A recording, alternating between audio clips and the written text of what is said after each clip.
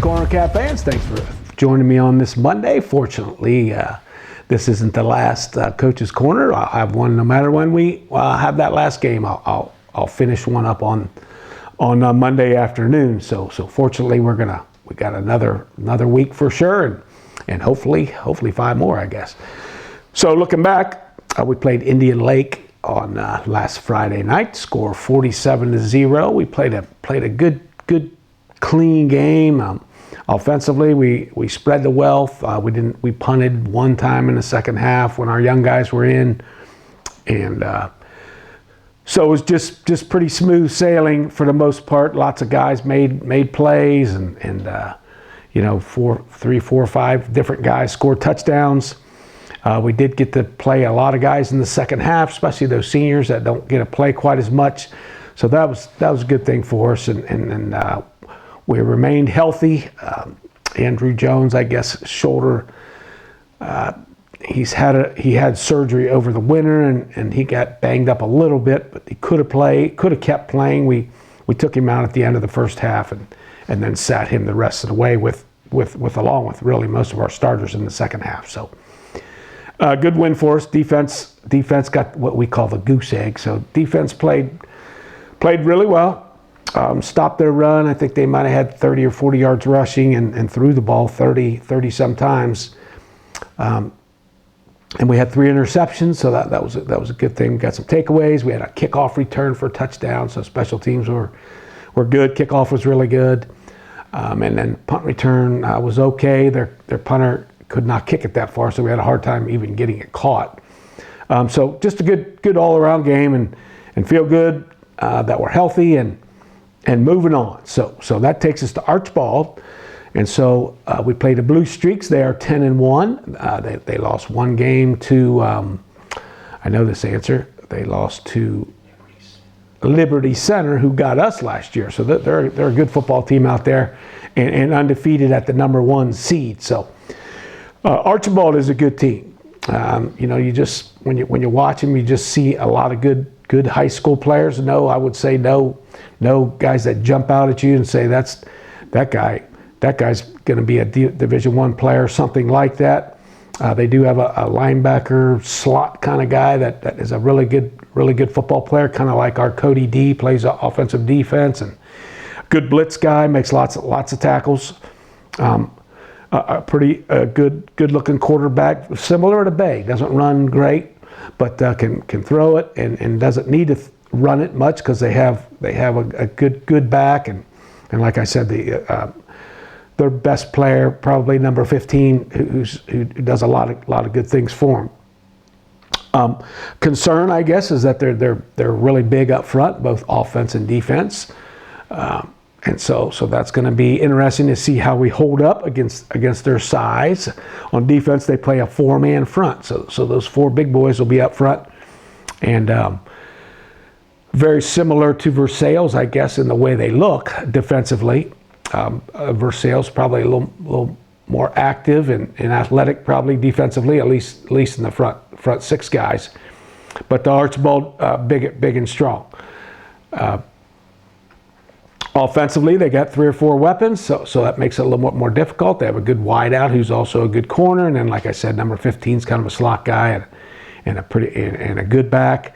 So it'll be interesting to see how we match up. I think we've got some possible advantages speed-wise, but they certainly probably have the advantage if you just look at size and look at the O and the D fronts with heights, weights, all that kind of stuff, and whether that matters, we'll find out on Friday night. So Archibald beat the Fredericktown Freddies 37-6 last week. So they had a game very, I guess, similar to ours. And so we're looking forward to the challenge, and we're going to go up to Archibald, which is about an hour probably an hour and a half almost on the bus. So we got quite a trip. Get out a little bit early from school and get up there around 5 o'clock with the kickoff being at 7. So Friday, Archibald at 7 o'clock. Spotlight real quick. I guess I've talked lots about different people, so a little bit about playoff preparation. So once we know, like Friday night when we won, we knew checking scores that we were going to play Archibald, so we make contact with them and we send films. The requirement is three tapes, 3 films, and you can pick whatever 3 games you want. And so that's done just like an email is, basically through Hudl, HUDL, which all the schools have now. So it's a really good program. So we switch the films real quick.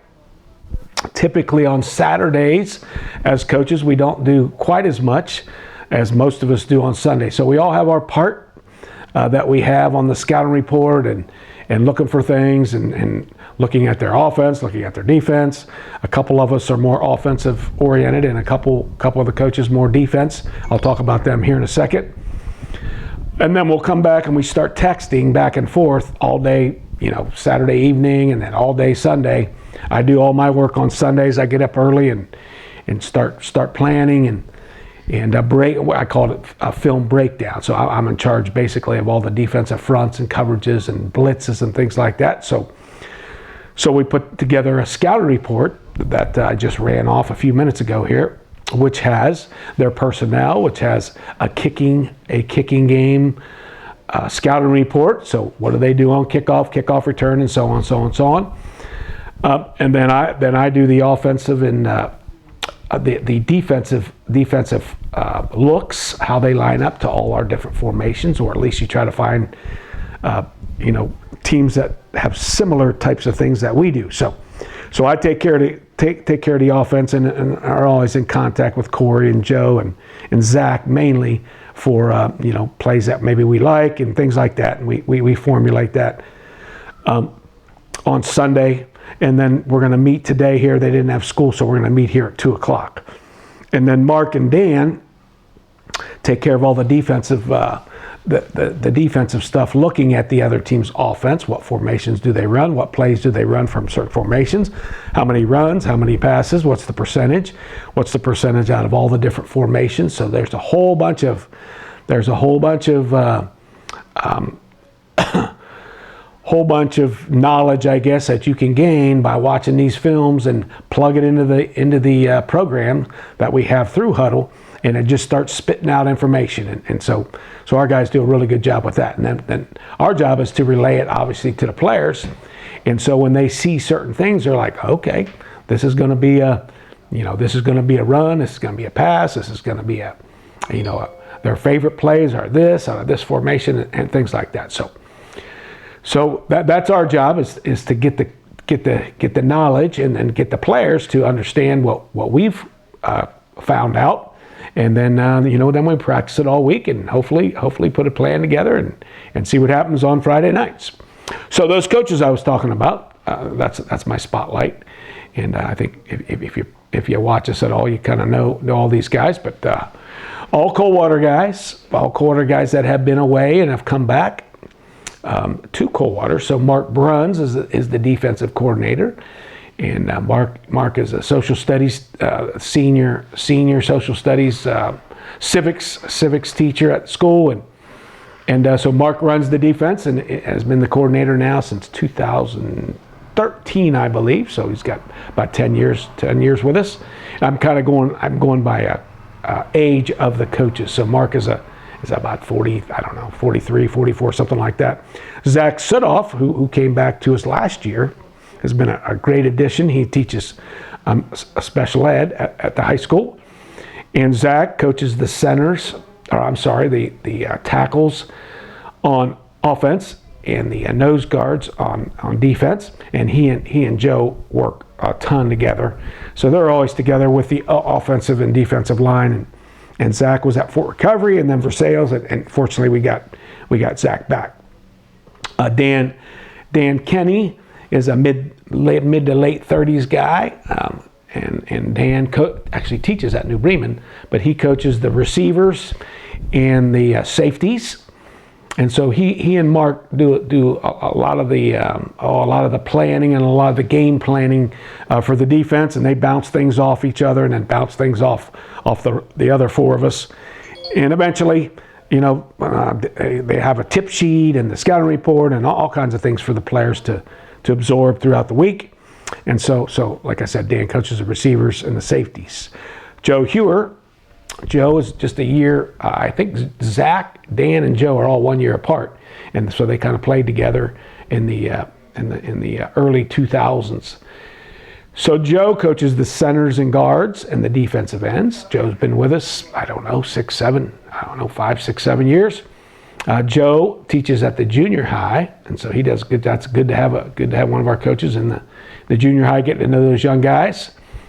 And so Joe and Zach, like I said, work together all the time and do a great job with the O and the D line. And then Corey Klinke is our youngest guy, and Corey's a young 30s, 32, 33, I think, 33 probably. And Corey coaches the quarterbacks and the cornerbacks. So Corey's been with us again since probably 2000, probably about the same, 12, 13, like Mark. Corey was one of our quarterbacks, and all of our coaches played for us, and has lots of good experience now in his, I guess, probably 10th year with us. And so, like I said, he works with the quarterbacks and the cornerbacks. So that's the staff that I'm fortunate to work with. Fortunately, we're all teachers. We're all in the building. We all have the same schedules, except Dan, I guess, teaches at New Bremen. And so that's really worked for us. And like I talked about, our junior high coaches are all Coldwater guys also. So, and that can be a good thing or not a good thing. But fortunately, our guys have all been other places and have seen good and bad and in different, all different programs. So brought lots of knowledge back to Coldwater. And so those are our coaches. So we're looking forward to the game Friday night versus Archibald at 7 o'clock.